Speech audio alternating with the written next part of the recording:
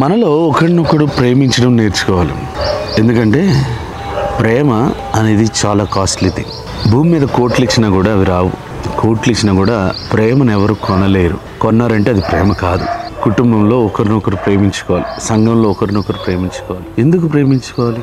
ఎందుకంటే ప్రేమ దేవుని వలన కలుగుతుంది.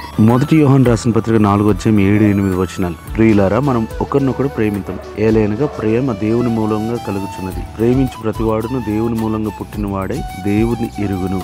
దేవుని కార్యాలు మీ ఇంట్లో జరగాలనుకుంటే ప్రేమించండి, ఒకరినొకరు ప్రేమించుకోండి, ఒకరి తప్పులు ఒకరు క్షమించుకోండి, ఒకరి గురించి ఒకరు ప్రార్థన చేసుకోండి. ప్రేమించడం, ప్రేమించి దోషములను కప్పండి. దైవ వాక్యానుసారమైన ప్రేమను చూపించండి. గొడవ పడద్దు, అల్లరి చేయొద్దు, తీర్పు తీర్చవద్దు.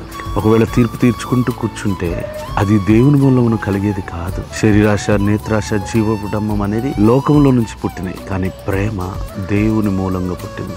దేవుని మూలంగా, దేవుని వలన నీ జీవితం కట్టబడాలనుకుంటే ప్రేమ కలిగి ఆశీర్వదించబడు. God bless you.